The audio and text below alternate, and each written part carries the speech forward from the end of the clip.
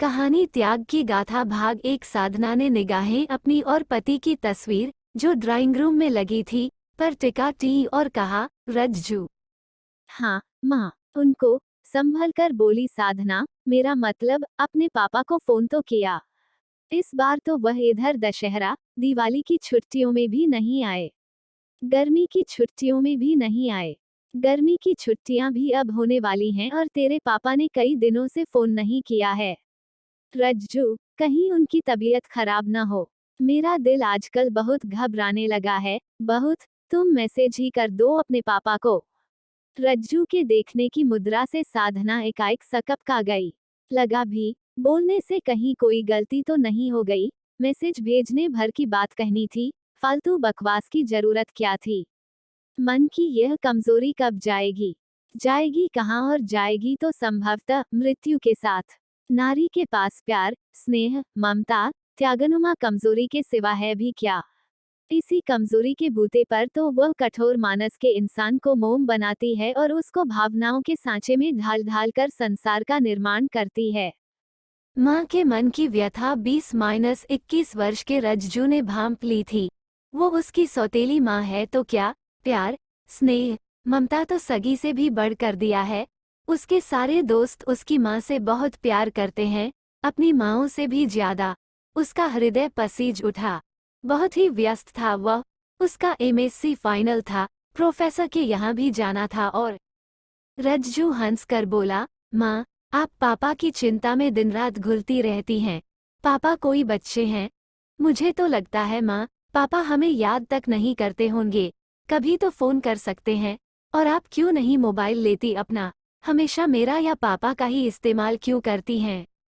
साधना जबरन मुस्कुराते हुए बोली, ऐसा नहीं है रज्जू, तेरे पापा किसी को नहीं भूलते। देखते नहीं, हर माह 5-6 तारीख को नियमित बैंक में पैसा ट्रांसफर हो जाता है। और हर मैसेज में नहीं लिखा होता कि रज्जू, अपना भाई बहन का ख्याल रखना।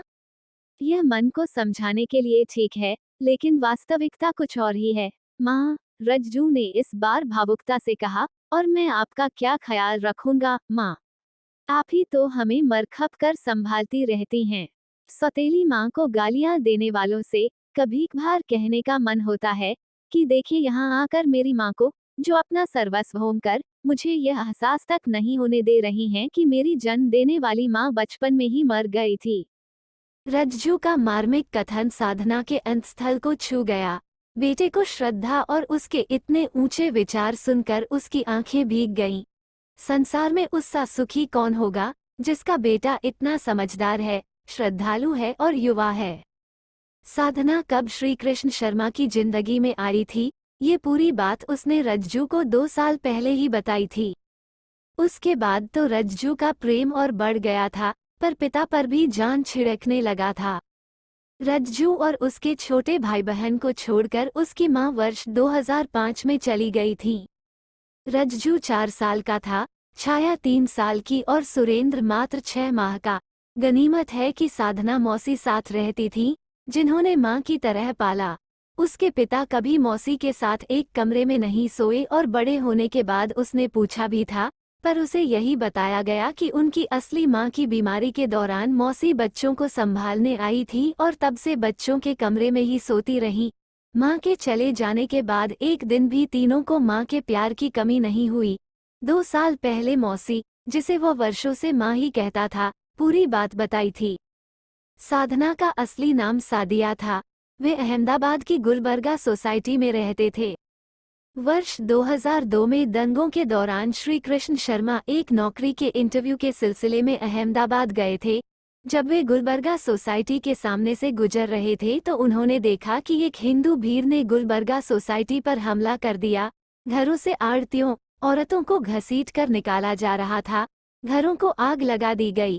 पुलिस फोर्स खड़ी थी, पर कुछ करने का नाटक कर रही थी, कर नहीं रही थी। तभी छिपते छिपाते एक लड़की उस मकान के पास आ खड़ी हुई, जहां श्री कृष्ण शर्मा खड़े थे। वह कँप आ रही थी। हिंदू भीड़ ने ललकार कर कहा था कि किसी को बचकर जाने न देना। श्री कृष्ण शर्मा को समझ आ गया कि क्या मामला है। उन्होंने उस लड़की का हाथ पकड़ लिया और कान में फुसफुसा दिया कि उससे सट कर खड़ी रहो। 4 घंटे तक वो लड़की उनके साथ खड़ी सामने जलते मकानों को देखती रही। लाशें अब निकाली जा रही थीं। श्री कृष्ण ने पूछा कि उसका मकान कौन सा है। वह खुद जय श्री राम के नारे लगाते उस मकान तक पहुंचा और उसका हाथ पकड़े वह लड़की। वहां उसने देखा कि 4-5 लाशें जली हुई थीं। वो लड़की रोने लगी तो कुछ हिंदू दंगाइयों ने डांट कर श्री कृष्ण को कहा, अबे अपनी माशूका को यहाँ क्या तमाशा दिखाने लाया है, भाग जा। बेकार में कमजोर लड़की लाशें देखकर रोने लगी है, ज्यादा देखेगी ज्यादा रोएगी। श्री कृष्ण उसे लेकर होटल तक चले आए।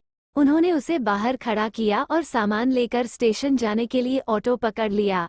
वो लड़की अब भी उनका हाथ पकड़े हुए थी। स्टेशन पर उन्होंने इंदौर का टिकट लिया, जबकि उनका घर भोपाल में था। प्लेटफॉर्म सूना था, शहर में कर्फ्यू लग चुका था। अहमदाबाद से इंदौर के रास्ते में उस लड़की ने बताया कि उसका नाम सादिया है और वो अब्बा, अम्मी और 3 बड़े भाइयों और एक छोटी बहन के साथ रहती है। दंगाइयों ने उसे ही सबसे पहले घसीटा था। श्री कृष्ण ने उसका मुंह बंद करते हुए कहा, आगे की बात कभी किसी को न बताना। तुम मेरे साथ चलो और जो भी पूछे साधना नाम बताना। मैं कभी सद्दू कह दिया तो नाराज न होना। सादिया समझ गई थी कि अब इसके अलावा उसके पास चारा नहीं है। वो पढ़ी लिखी थी पर अब बेसहारा थी। इंदौर में 2 रोज होटल में दोनों रहे ताकि सादिया साधना नाम से पहचान बना सके। श्री कृष्ण शर्मा ने अपने एक दोस्त से उसी उम्र की एक लड़की का बर्थ सर्टिफिकेट कंप्यूटर पर बनवाया और उसमें फर्जी हिंदू पिता और माता के नाम डलवाए और फिर आई कार्ड भी बनवाया। मां ने बताया कि पिता के अलावा केवल प्रभात अंकल इस बारे में जानते हैं, तो उस दिन के बाद से कभी घर नहीं आए कि कहीं कोई पोल न खुल जाए। भोपाल वाले घर लाकर श्री कृष्ण ने साधना को प्रभात की चचेरी बहन बताया, जो भोपाल में बीए में दाखिला लेने आई है। सुषमा उन दिनों बेहद बीमार थी, कैंसर की शिकार थी और अंतिम दिन थे। उसमें ज्यादा पूछताछ की हिम्मत भी नहीं थी। उसे लगा कि चलो कुछ दिन तो बच्चों को सहारा मिल जाएगा। साधना के आने के 2 माह बाद ही सुषमा चल बसी और बच्चे साधना की गोदी में पलने लगे। जब राजेंद्र यानी रज्जू को ये बात पता चली तो वह पिता के प्रति भी नतमस्तक हो चला था और साधना के प्रति भी। दोनों ने कैसे एक दूसरे के लिए त्याग किया था और उन तीनों बच्चों को बोनस में असली माँ से बढ़कर माँ मिली। मैं सब समझता हूँ माँ, रज्जू ही बोला। पापा चाहे तो हमें अपने साथ दिल्ली आराम से रख सकते हैं। क्या वहाँ परिवार सहित और लोग नहीं रहते? लेकिन मैं उनको बचपन से जानता हूँ कि